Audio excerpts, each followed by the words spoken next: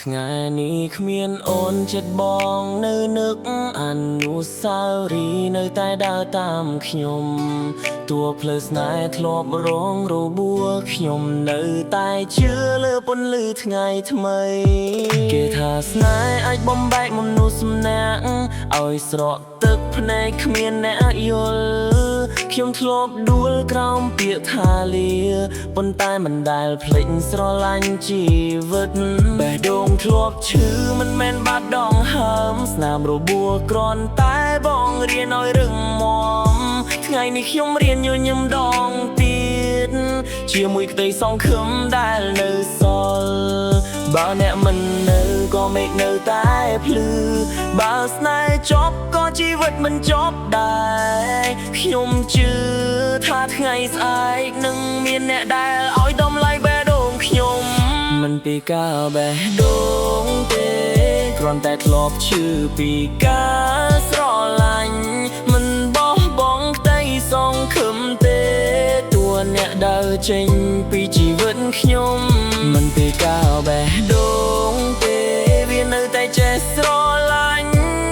ដូចមុនបើថ្ងៃណាមាននោះពិតប្រាដកខ្ញុំនឹងបើកចិត្តស្រឡាញ់ម្ដងទៀត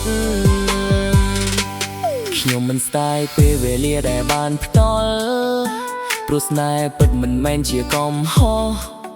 អ្នកទៅជ្រើសផ្លូវរបស់អ្នកខ្ញុំក៏នឹងបានផ្លូវរបស់ខ្ញុំរាល់ការឈឺចាប់คล้ายជាមេរៀនរាល់ទឹកភ្នែកคล้ายជាកម្លាំងខ្ញុំមិនរត់គេចពីអតីតកាលតែប្រើវាដើម្បីឈានទៅមុខ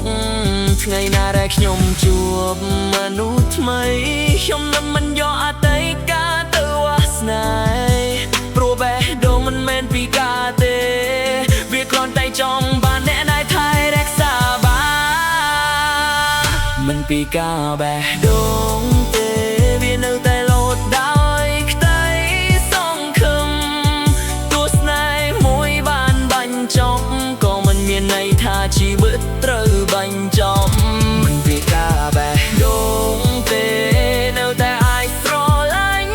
ដោយស្មោះត្រង់ថ្ងៃណាអ្នកសមនឹងចូលមកអ្នកនឹងឃើញបេះដូង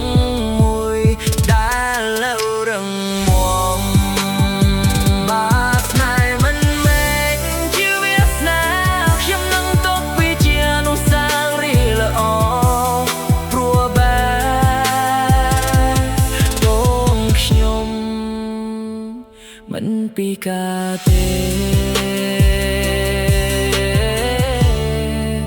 វាគ្រាន់តែរងចាំស្នេហ៍